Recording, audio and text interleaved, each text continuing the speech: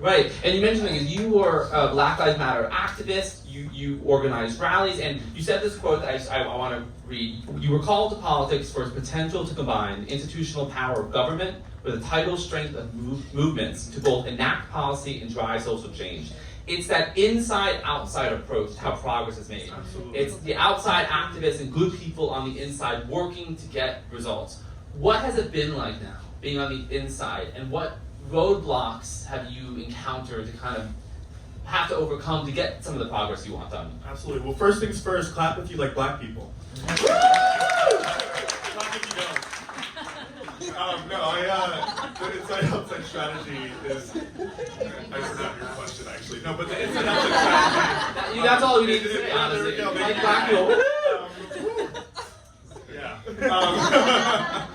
No, the inside-outside strategy I think is so important again to legislating. I think even in 2020 when many people took to the streets and were advocating for police reform and defunding the police across the country and most especially in New York City, the people that were on the outside, that were marching, that were making demands on megaphones, actually swayed how government moved at the time. And that's so important in terms of how legislators work, because we need to be holding our elected officials accountable, and we can do that by having outside forces swaying the political gaze on what the issues are.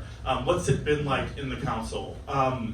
Very ageist. Okay. I've realized that even though I've gotten here, there's still people that are decades older than me that still don't. I think it's you, Crystal Hudson, and Eric just being like, oh god. They're like older than me though. I know they are. They're like 40. 40. Yeah. I love 40-year-olds are great. Yeah. I love them and they're gay too. So they're kind of young, I guess, Yeah, right? they seem young. No, like a lot of people still don't take me seriously, and I'm okay with that. I think where I see my power in the council is, just being a voice not only for my generation, but just for the people. Again, a lot of our politicians are very bland and cater to crowds that are not in this room and as beautiful as all of you are tonight. So it's been an interesting experience, but I've been able to kind of navigate and use my bully pulpit in the way that I have to advocate for the things that I want to see. Well, speaking of giving a voice to people, you are from a multiracial background. You're a Brooklynite, through and through. You're a member of the LGBTQ. What? You're a member of the LGBTQ community. Huh? No, you're gay. No, I am gay. What if I said A drag queen! a drag? The drag queen! What? It's a RuPaul thing, get it,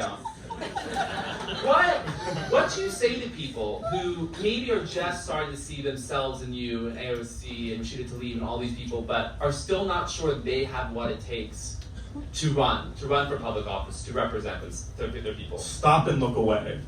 No, I'm kidding.